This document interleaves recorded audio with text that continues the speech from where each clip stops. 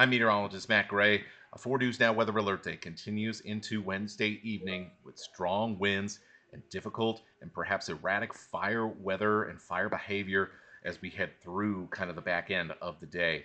That combination of hot, dry, windy conditions that we all look for. Wind is the major factor today, and it is pushing up to about as uh, about as tough of fire conditions as you'll find this time of the year. What you're seeing here is called HDWI. For simplicity, we're going to call it the Fire Weather Index. And basically, what this weather computer model shows is the combination of hot, dry, windy weather, fire weather, compared to the historical average for each day on the calendar.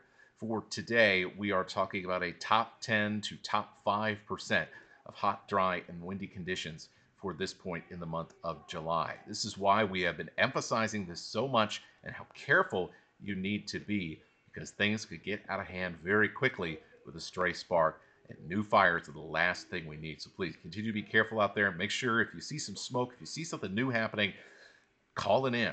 That way firefighters can get it put out ASAP. So we're going to continue to see pretty strong winds, especially across the West Plains into the Cheney area and down to Spangle of 30-mile-an-hour gusts. Deer Park can get up into 30-mile-an-hour gusts as well. And we are going to continue with these gusts through sundown. So past 8 o'clock before the winds start to kind of ease off a little bit.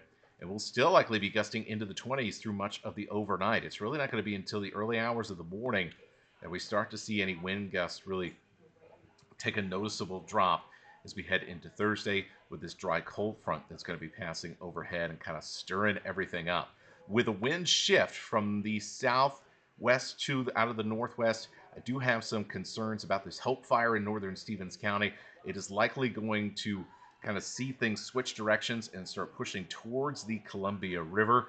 So make sure if you are in this area, you are following the instructions of emergency officials and acting with urgency, as things could change minute by minute with that fire. We will take a look at the longer term forecast and smoke here in a few minutes.